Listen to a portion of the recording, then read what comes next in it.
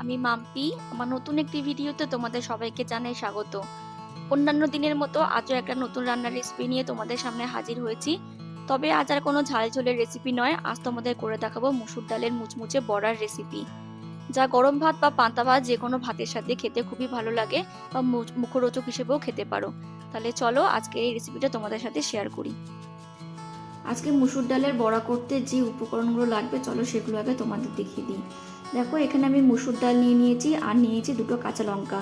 তোমরা তোমাদের ঝালের পরিমাণ অনুযায়ী কাঁচা লঙ্কাটা ব্যবহার করো। এখানে আছে নুন, হলুদ গুঁড়ো আর আছে কালো জিরে। আর বড়াগুলো ভাজতে আমাদের সর্ষের তেল লাগবে। তাহলে এই হচ্ছে আজকে রান্নার উপকরণ। সবার প্রথমে একটা পাত্রের মধ্যে ডালটাকে ঢেলে নেবো আর তারপর এখানে দিয়ে দেবো জল। তারপর হাত দিয়ে কষলে কষলে ডালটাকে একটু 2 থেকে 3 বার ভালো করে ধুয়ে নেব।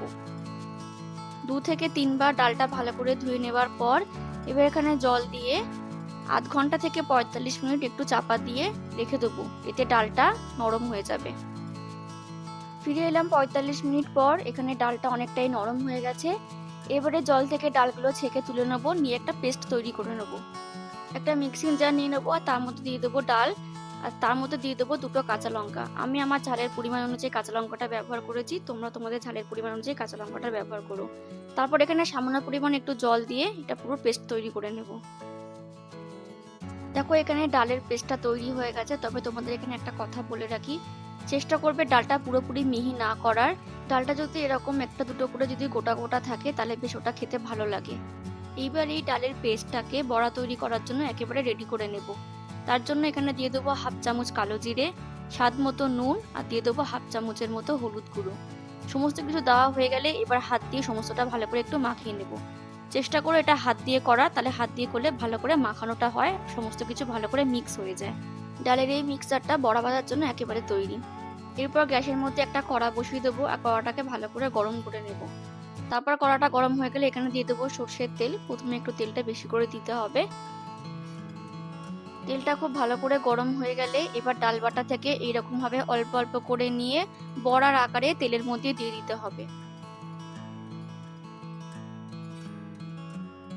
এইভাবে একটু একটু করে জায়গা ছেড়ে ডাল বাটাটাকে বড়ার আকারে তেলের মধ্যে দিয়ে দিতে হবে। মিডিয়াম ফ্লেমে কিছুক্ষণ বড়াগুলোকে এক পিঠ ভেজে নেওয়ার পর আস্তে আস্তে খুন্তির সাহায্যে অপর পিঠটাকেও একটু উল্টে দিয়ে অপর পিঠটাকেও ভেজে নিতে হবে। এইভাবে দুপিঠ যখন ভালো করে ভাজা হয়ে যাবে এবার তেল থেকে ছেঁকে বড়াগুলোকে তুলে অন্য একটা পাত্রে রেখে দেবো। ঠিক একই রকম ভাবে বাকি বড়াগুলোকেও এপিট ওপিট করে ভেজে তেল থেকে তুলে নেব।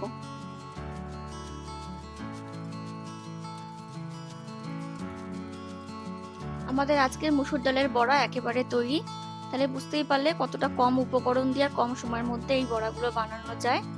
তোমরা যে কোনো সময় এই বড়াগুলো বানিয়ে নিতে পারো, গরম ভাতের সাথেও খেতে পারো কিংবা মুখরোচক হিসেবেও খেতে পারো। এছাড়াও খুবই যখন গরম পড়ে তখন জল ঢালা ভাত বা পান্তা ভাতের সাথেও কিন্তু এই বড়াগুলো খেতে খুবই ভালো লাগে। এই বড়াগুলো দিয়েও কিন্তু খুব সুন্দরভাবে ঝোল বা এই মসুর ডালের বড়ার ডালনা বানানো যায়। তোমরা যদি ওই রেসিপি দেখতে চাও তাহলে আমি এই ভিডিও শেষে লিংক দিয়ে দিলাম, তোমরা সেখান থেকে দেখে নিতে পারো। এই মুচমুচে মসুর ডালের বড়া রেসিপি তোমাদের কেমন লাগলো প্লিজ কমেন্ট করে জানিও। ভালো লাগলে একটা লাইক করে দিও আর আমার চ্যানেলটাকে সাবস্ক্রাইব করে দিও। দেখা হবে পরের অন্য কোনো একটা রান্নার ভিডিওতে। ততক্ষণের জন্য ভালো থেকো, সুস্থ থেকো এবং অবশ্যই সাবধানে থেকো। টাটা।